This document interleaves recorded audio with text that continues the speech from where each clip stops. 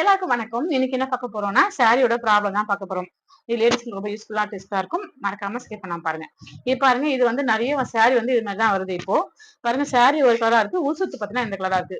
Blouse கலர்லயே வந்து உள் சுத்து கொடுத்துறான். அதனால நமக்கு தெரியாம நம்ம வாங்கிடுறோம். இது வந்து 1500 கொடுத்து நான் வாங்கியிருக்கு இந்த சாரி. இப்ப நிறைய நம்ம கட்டும் போது பாத்தீங்கன்னா பின்னாடி வரைக்கும் வருது. பின்னாடி வந்து அந்த பிங்க் கலர் தெரியுது. ஏன் சாரி ரெடி பண்றவங்க இது மாதிரி கொடுக்குறீங்க? நீங்க வந்து ஒரு பார்டரை கூட நீங்க கொடுத்துட்டு சாரி வந்து ஒரே கலரா கொடுத்தீங்கன்னாக்கும் நம்மளுக்கு கொஞ்சம் ஈஸியா இருக்கும். ஆனா நீங்க இது மாதிரி கொடுக்குறப்ப ரொம்ப கஷ்டமா இருக்கு. இப்ப பாருங்க, சாதா சாரில கூட இது கம்மி ரேட் சாரி தான். இப்ப டிசைன் கொடுக்காம உள்ள வந்து பிளைனா கொடுத்துருக்கான்.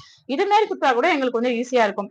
இது மாதிரி கொடுத்து நாங்க உள்ள டிசைனும் பண்ண முடியல. சாரி கலர்ல வந்து டிசைன் ரெடி பண்ணி தர சொல்றாங்க பிளவுஸுக்கு, அதுவும் எங்களால பண்ணி தர முடியல. இது மாதிரி ப்ராப்ளம் நிறைய வருது.